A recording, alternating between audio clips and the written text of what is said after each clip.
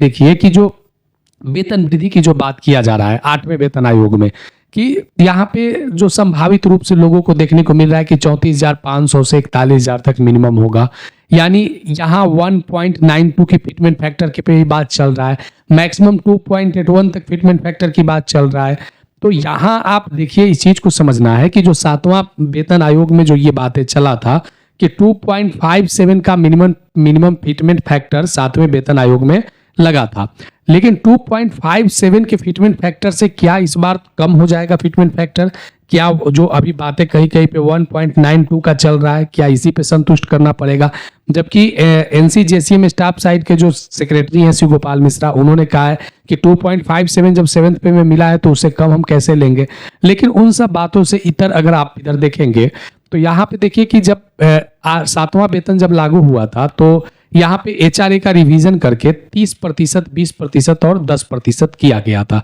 ये 30%, 20% और 10% तब किया गया था जब एचआरए 50% हुआ था। यानी एक बात को जरा समझिएगा कि वर्ष 2016 में 1 जनवरी वर्ष 2016 में जब 125% महंगाई भत्ता डियरनेस अलाउंस था और इसे जब 7वें वेतन में कन्वर्ट किया गया था तो 0% महंगाई भत्ता के साथ जो 8% और 16% और 24% का एचआरए की शुरुआत किया गया था। जो 24% का जो शहर था वह एक्स सिटीज था।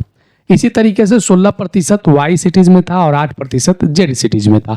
लेकिन ये 8%, 16% और 24% ये बढ़कर हो गया 10%, 20% और 30%।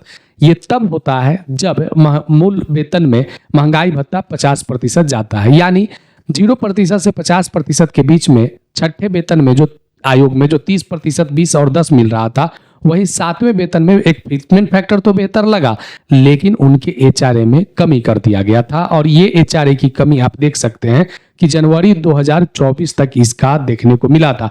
8 सालों में मात्र 50% ही महंगाई भत्ते की बढ़ोतरी हुआ, तो 8 सालों के बाद जाकर एचआरए का रिवीजन हो पाया था।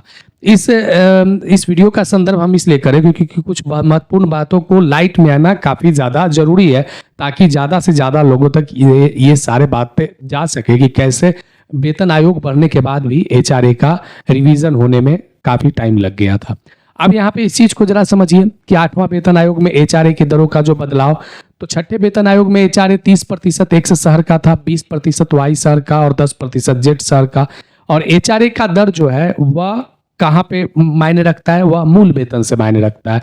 जब मूल वेतन पे जो आपका दर निर्धारित होता है उसी के आधार पे कैलकुलेशन किया जाता है। 7वें वेतन आयोग में 24%, 16 और 8% रखा गया था, जो ये आप देख सकते हैं यहाँ पे स्क्रीन पे 7वें वेतन में। तो यहाँ पे फिटमेंट फैक्टर तो लगा, लेकिन यहाँ पे एचआरए के दरों को एक बेहतर टाइम तक रोका गया था। अब यहाँ पे अगर कैलकुलेशन देखिए कि अगर आपका 7वां वेतन आयोग में अगर 30,000 रुपया मासिक वेतन है, 30,000 रुपया, और सबसे कम अगर 1.92 का भी फिटमेंट फैक्टर लगता है, तब उस कंडीशन में आपका मूल वेतन हो जाएगा 57,600। अगर इस 57,600 पर ये अगर 0% होता है तो उस कंडीशन में एचआरए का दर अभी के आधार पर क्या है?